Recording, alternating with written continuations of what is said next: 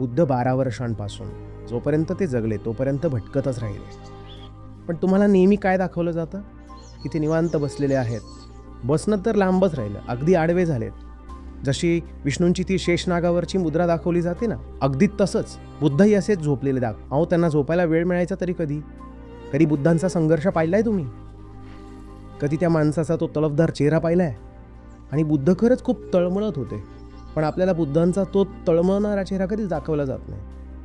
आपल्याला तर फक्त असंच दाखवलं जातं की ते शांत होते, एकदम शांत. एक ठराविक प्रतिमा पकडून ठेवली आहे, शांत. अहो, शांत बिंत असं काहीच नसतं. प्रचंड मेहनत लागते, झुंजावं लागतं, माणूस पार आतून तुटून जातो. पण तुम्हाला तर असंच सांगण्यात आलंय की ते बस मांडी घालून बसलेत लोटस पोजमध्ये. जरा विचार करून बघा. पण अध्यात्मात बुद्धीला तर काही स्थानच उरलेलं नाहीये ना. जर तुम्हाला त्यांचा खरा चेहरा दाखवला ना, तर कल्पना करा तो खरंच कसा असेल.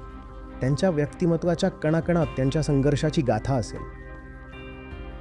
चेहऱ्यावर जखमांच्या खुणा, विस्कटलेले केस, अस्ताव्यस्त वाढलेली दाढी, फाटलेली वस्त्रे आणि एक धिप्पाड शरीर. आणि जेव्हा असं असतं ना, तेव्हाच डोळ्यात खरं तेज असतं. खरं आयुष्य जगणं म्हणजे स्वतःला मोडून घेणं.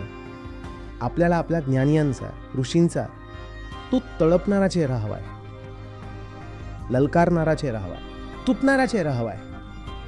आणि आपल्याला हे बघायचं आहे की जेव्हा सगळं काही कोसळत असतं तेव्हाही ती कोणती गोष्ट आहे जी आतून घट्ट जोडलेली राहते, त्यालाच आत्मा म्हणतात.